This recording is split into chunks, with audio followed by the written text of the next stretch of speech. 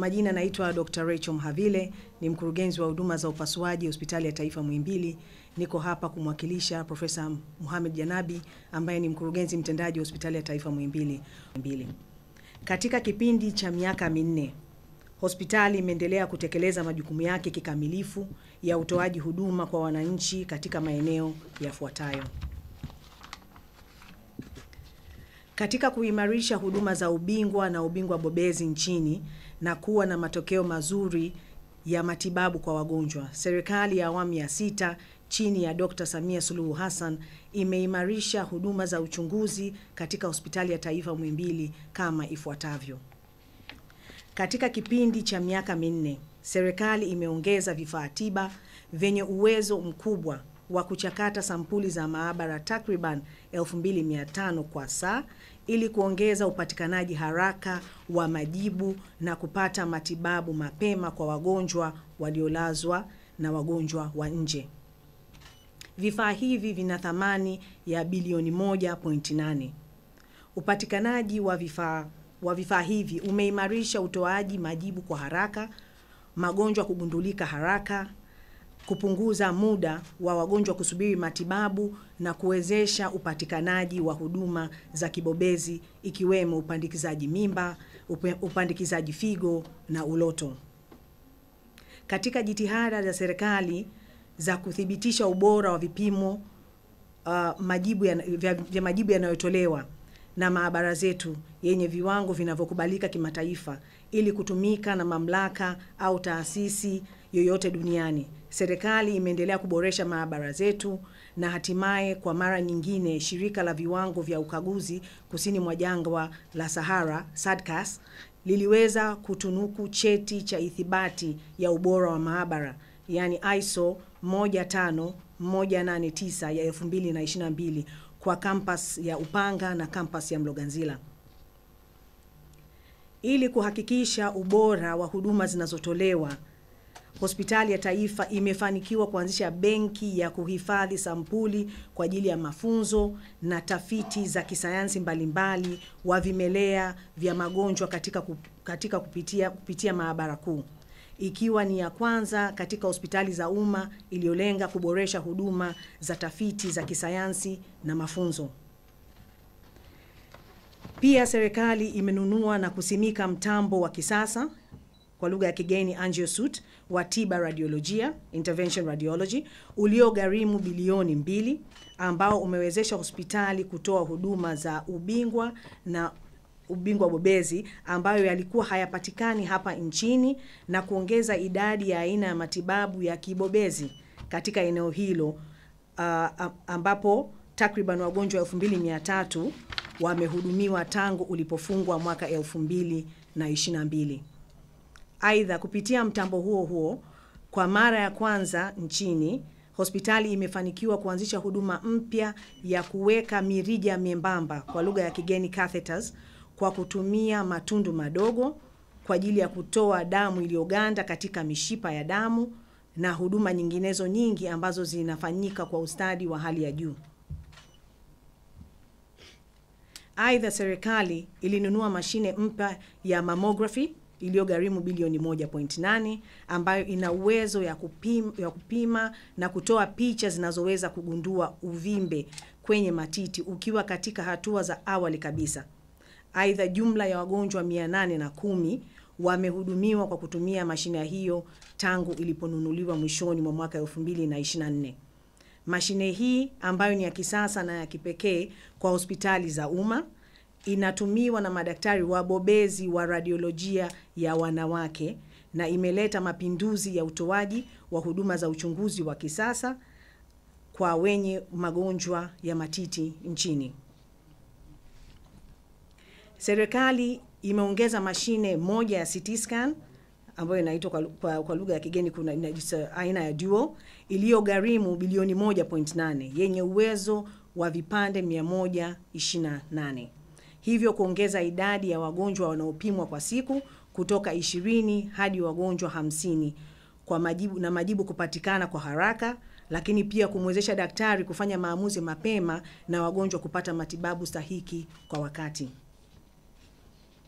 Aidha, Kwa kipindi hicho hicho, serikali imeongeza mashine moja ya MRI yenye nguvu ya smaku ya 1.5T ambayo inaweza kuona uvimbe mdogo kabisa katika picha za uchunguzi, na yenyewe iligharimu bilioni 2.6. Hivyo kuondoa muda wa wagonjwa kusubiri kati ya siku 4 hadi 5, ambapo sasa kipimo hicho kinafanyika siku hiyo hiyo mgonjwa aliyoandikiwa, na haya ni mafanikio makubwa katika kuboresha huduma za matibabu nchini. Mashine ya kidijitali ya X-ray iliyogharimu milioni 358 ilinunuliwa kutokana na uwekezaji huo, na hospitali imefanikiwa kupunguza muda wa kutoa majibu ya radiolojia, yani turnaround time, kutoka saa 48 hadi saa 24 tangu mgonjwa anapopima. Hospitali pia ilifanikiwa kununua vifaa vingine vikiwemo mashine za kusaidia kupumua 18 zilizogharimu kiasi cha milioni 932, mashine za endoskopia zilizogharimu milioni 215 na kadhalika. Ndugu waandishi wa habari na wananchi mnaonifuatilia, katika kutekeleza azma ya serikali ya awamu ya 6 inayoongozwa na Dr. Samia Suluhu Hassan ya kutoa huduma za ubingwa na ubingwa bobezi nchini, kwa nyakati tofauti hospitali iliendelea kuanzisha huduma mpya na kuendeleza zilizokuwepo katika maeneo yafuatayo ili kupunguza rufaa za nje ya nchi. Septemba 24, 2024, serikali ilifanikiwa kwa mara ya kwanza kuanzisha kituo cha upandikizaji mimba katika hospitali za umma nchini, ambacho hadi kukamilika kwake, ikiwemo ujenzi, vifaa na kusomesha wataalam, imegharimu bilioni 1.72. Tayari kituo hicho kimeanza kutoa huduma za kuvuna mbegu za kiume na mbegu za kike na kupandikiza mimba kwa kina mama wenye changamoto ya kupata watoto kwa njia ya kawaida. Katika kipindi cha miezi 3 tangu kuanzishwa huduma hiyo, familia zaidi ya 8 zimejitokeza na kupata huduma hiyo. Katika kuendelea kutekeleza azma ya Mheshimiwa Dr. Samia Suluhu Hassan ya kupambana na magonjwa yasiyoambukiza, hospitali ilifanikiwa kuanzisha matibabu ya kupunguza uzito kwa wananchi wenye uzito uliopitiliza kwa njia ya uwekaji wa puto katika mfuko wa chakula kutumia endoskopia, na wengine kupunguza ukubwa wa tumbo kupitia upasuaji wa matundu madogo. Hadi sasa wananchi 155 wamewekewa puto, 44 wamefanyiwa marekebisho ya maputo yao kulingana na uhitaji wa mteja, na 11 wametolewa puto. Hospitali ya Taifa Muhimbili ilifanikiwa kuzindua mtambo unaotumia tiba hewa mgandamizo yenye oxygen ya 100%, yani hyperbaric oxygen therapy, ambao unatibu magonjwa zaidi ya 10. Tanzania ni nchi ya kwanza katika ukanda wa Afrika Mashariki na Kati na ya pili kusini mwa jangwa la Sahara kupitia hospitali za umma kutumia mtambo huo ambao uligharimu milioni 250. Kwa nini watu wanatafuta cosmetic surgery? Kwa nini wanatafuta kujitengeneza? Kikawaida wanadamu tuna namna ya kujinyanyapaa wenyewe. Uso wangu unavyoonekana, mguu wangu unavyoonekana, yani muonekano kwa ujumla. Hiyo ni moja, lakini hiyo ni wewe mwenyewe. Lakini sasa pia kuna wale wanaokuzunguka pia na wenyewe. Kwa hiyo kwa mtu kujitoa kwenye eneo ili usije ukapata msongo wa mawazo, ndio maana watu wanatafuta kupata hizi tiba. Kwa hizi tiba zinaweza zikawa sio tu kwa sababu nataka nionekane hivi, hapana. Inaweza ikawa inamwafect mtu kisaikolojia. Kwa kupunguza matatizo ya afya ya akili, mtu akiwa na uwezo na akafanywa kile ambacho yeye anaona kwake ni hitaji, inatusaidia sana kupunguza idadi ya watu wenye afya za akili. Kwa unaweza tukaangalia kwamba ni urembo in general, no. It is more psychological. Na kuna wengine wanaweza kufanya zaidi ya mara 20 hivi vitu. Tunaona kama kwenye mitandao mingine unaona mtu kafanya chichi, kaenda kafanya kile, karudi kafanya hichi. Yote hiyo ni kutafuta perfection ambayo yeye mwenyewe kwa dhana yake anadhani ndo anatakiwa awe nayo. Lakini huenda kiuhalisia sio hivyo. Kwa it's more shida ya saikolojia other than shida ya muonekano. Lakini huduma hizi zinaendelea kama vile, kwa sababu sasa hivi watu wa Tanzania wanajua na pia na nchi za jirani wanajua kama huduma hizi zinatolewa hospitali ya taifa Muhimbili campus ya Mloganzila. Kwa watu kwa namna moja au nyingine wanaenda kusiki hizo huduma tofauti. Na sasa siwezi kusema gharama ya hichi ni hivi kwa sababu kila huduma ina gharama yake kutokana na nini mteja anatakiwa kufanyiwa na kwa kiasi gani. Kwa sababu maumbile pia tunatofautiana. Natumaini nimeweza kujibu swali lako kidogo. Though hauko convinced sana. Endelea. Okay. Sawa. Kaka yangu Deus, umeulizia kuhusiana na issue ya uvunaji wa mbegu unatoka wapi. Kikawaida tuna kliniki yetu ya nasemaje? Nikisema Ugumba kuna neno lingine nasemaje? Ya Ugumba. Tuna hizo kliniki yetu watu wenye changamoto za Ugumba. Kwa hiyo tunachokifanya ni kwamba hawa wagonjwa wana hii couple, mtu na mke, wanatathminiwa kwamba shida ni nini, wako wapi, wamepata tatizo gani. Kwa hiyo baada ya vipimo kukamilika na kuonekana kwamba hawa watu yes wana mayai ambayo yanafaa, ndipo mayai yao baada ya kuwa wamepitia matibabu, ndipo mayai ya kiume na mbegu za kike zinavunwa. Sawa?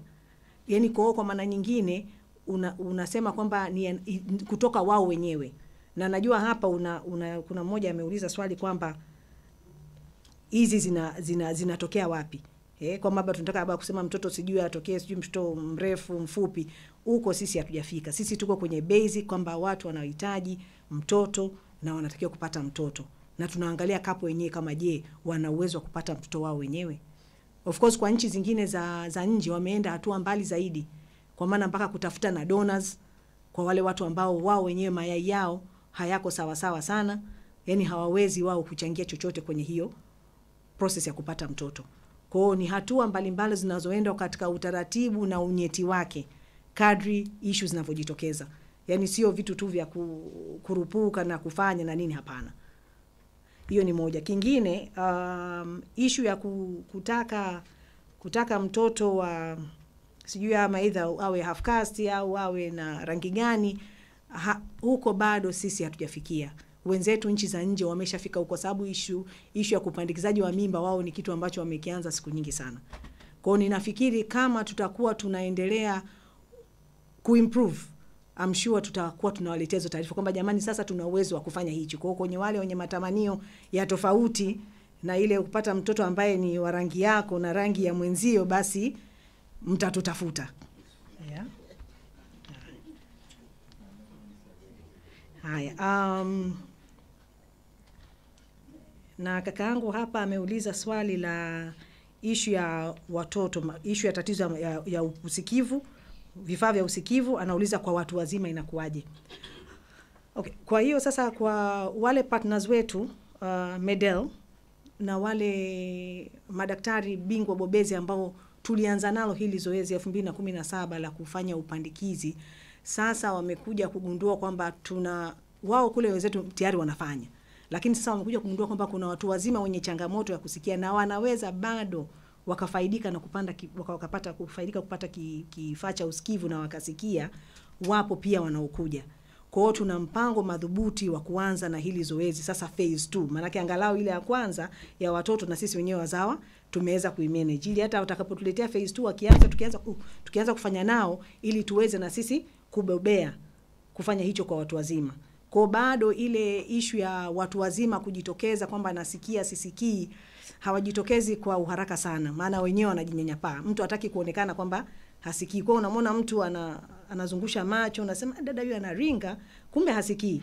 Kwa inabidi ajaribu kutafuta namna ya kutega ili aweze kuelewa kile ambacho unamwambia na kusoma midomo yako. Kwa hiyo ni tatizo kubwa, lakini tungependa pia na wale watu wazima ambao wana matatizo ya kusikia waje wajitokeze. Ndugu jamaa mnawafahamu, mnaoishi nao, waambieni waje.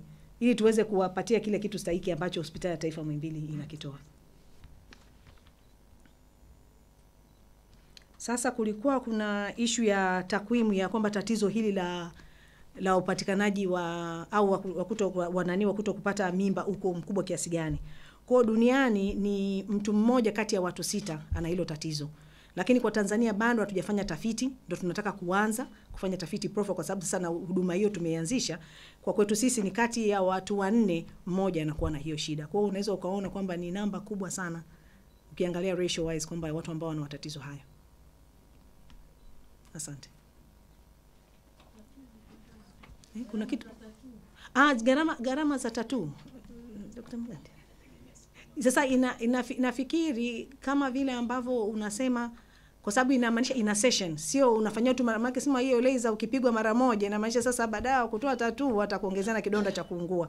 Nafikiri ni session mbalimbali ambazo zinafanyika, kama vile ambavyo unasema unafanya sessions za dialysis, kama vile unafanya sessions za kwenda kufanya matibabu ya tiwa hewa mgandamizo. Yaani ile mpaka unaona kwamba inaenda ina fade kwa wanaiangalia, unatathmini kwamba nao sasa tuongeze dozi hii, nao tuongeze dozi hii na hali kadhalika. Lakini mlikuwa mmeuliza pia gharama ya upandikizaji mimba, ulikuwa umeuliza hilo swali. Gharama ya upandikizaji mimba kwa Hospitali ya Taifa Muhimbili ni milioni 14. Sasa ninaomba nifafanue kidogo milioni 14 hiyo ni kwa namna ipi. Mtu anaweza kusema ni gharama sana. Kwa zile center ambazo ni za private wanachaji milioni 21 mpaka milioni 23 kufanya kitu hicho cho upandikizaji wa mimba. Lakini ni kwa nini iko hapo? Issue ni zile media, issue ni dawa zinazotumika kumwandaa mama ili kuweza kupokea ujauzito, lazima zinunuliwe za kiwango cha juu. Ukinunua ambazo ni za bei ya chini unakuwa kuna matokeo.